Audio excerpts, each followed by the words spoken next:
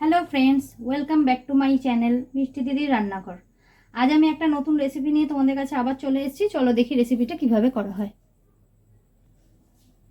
রেসিপিটা করতে প্রথমে আমার লাগছে, আমি কাতলা মাছের কয়েক পিস নিয়ে নিয়েছি, 6 পিস কাতলা মাছ নিয়েছি। আর আমার লাগবে পেঁয়াজ বাটা। আমি একটা বড় সাইজের পেঁয়াজ নিয়েছি, 4-5টা রসুন আমি গ্রেট করে নিয়েছি, 1 ইঞ্চি আদা। এটা হলো চালমগজ বাটা, আমি এটা বেটে নিয়েছি কিছুক্ষণ ভিজিয়ে রেখে। আর নিয়ে নিয়েছি দই, দইটা আমি একটু জল দিয়ে ফাটিয়ে নিয়েছি আগেই। আর লাগবে শুকনো মশলা, এর মধ্যে গরম মশলা আছে, তেজপাতা আছে আর শুকনো লঙ্কা আছে। চলো এবার শুরু করি। আমি একদিকে কড়াইটা গরম হওয়ার জন্য বসিয়ে দিয়েছি, আর এবারে আমি মাছটা ম্যারিনেট করে নেবো। মাছটা ম্যারিনেট করতে আমার লাগবে 1 চামচ মতো নুন,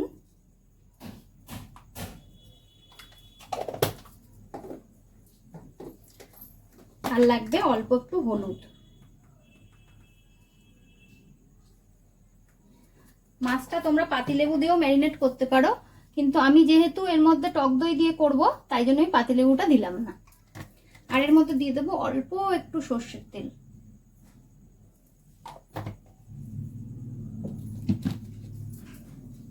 এবার ভালো করে আমি মাছটা নুন হলুদটা মাখিয়ে নেব।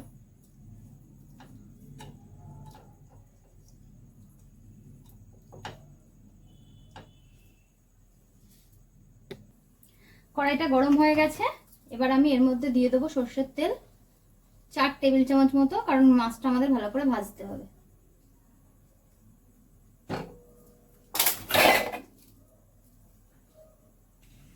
কড়াইয়ের তেলটা গরম হয়ে গেছে, আমি এবার এর মধ্যে দিয়ে দেবো অল্প একটু নুন। এবার তোমরা বলবে নুনটা কেন দিলাম, নুনটা দিলে মাছটা কড়াইয়ে লেগে যাবে না। আর দেবো অল্প একটু হলুদ, যাতে মাছটা না ছেটে।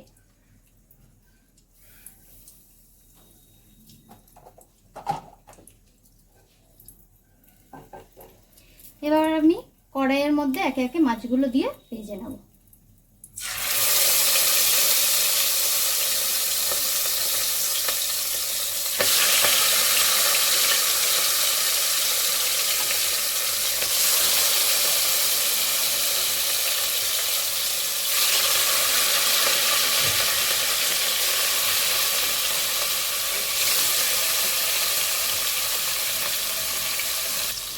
আমি মিডিয়াম আঁচ রেখে মাছটা ভালো করে ভেজে নিচ্ছি।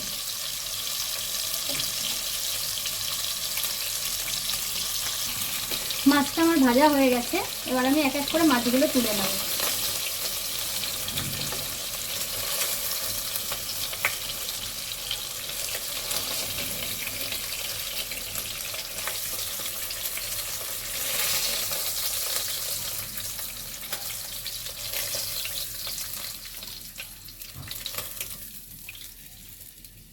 এবার আমি মাছ যে ভেজেছি তেলটায়, ওর মধ্যেই মাছটা রান্না করব। এবারে আমি দেব এর মধ্যে 1/2 চামচ মতো জিরে, আর দেব একটা তেজপাতা, 2টো শুকনো লঙ্কা, দারচিনি, এলাচ, লবঙ্গ।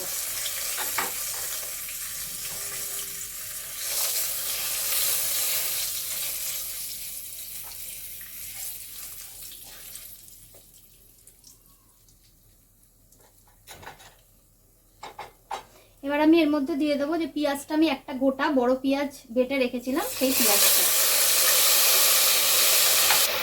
আমি এবার পেঁয়াজটাকে খুব ভালো করে কষাবো।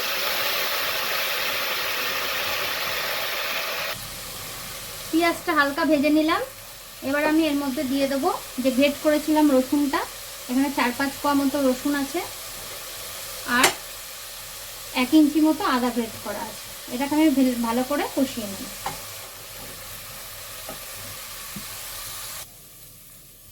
পেঁয়াজ আদা রসুনটা আমার কষানো হয়ে গেছে, এবার আমি এর মধ্যে দিয়ে দেব ছোট চামচের 1 চামচ জিরে গুঁড়ো,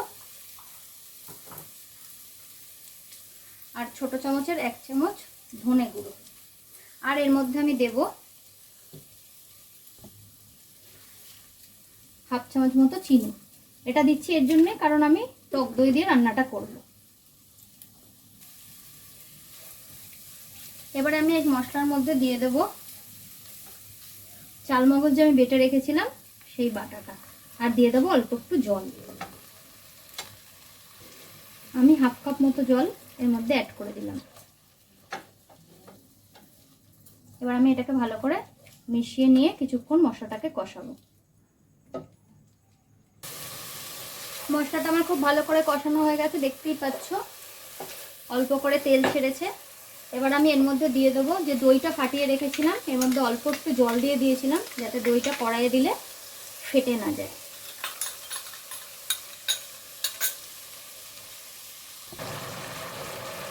খুব ভালো করে আমি মিশিয়ে নিয়েছি, মশলাটা আমার রেডি হয়ে গেছে।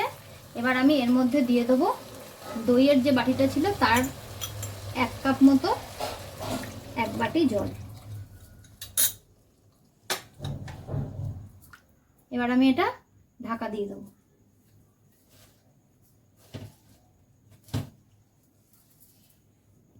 ঢাকা দেওয়ার আগে আমি পরিমাণ মতো নুন দিয়ে দেবো।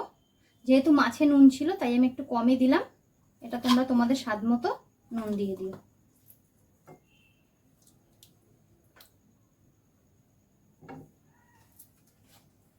এবার আমি ঢাকা দিয়ে দিচ্ছি।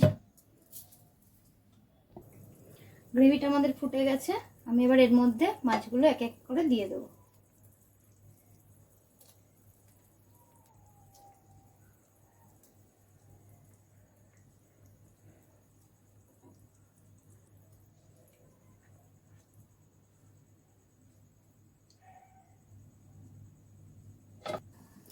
মাছটা দিয়ে আমি কিছুক্ষণের জন্য ঢাকা দিয়ে দিয়েছিলাম যাতে নুন হলুদ মশলাটা ভালো করে ঢুকে যায়।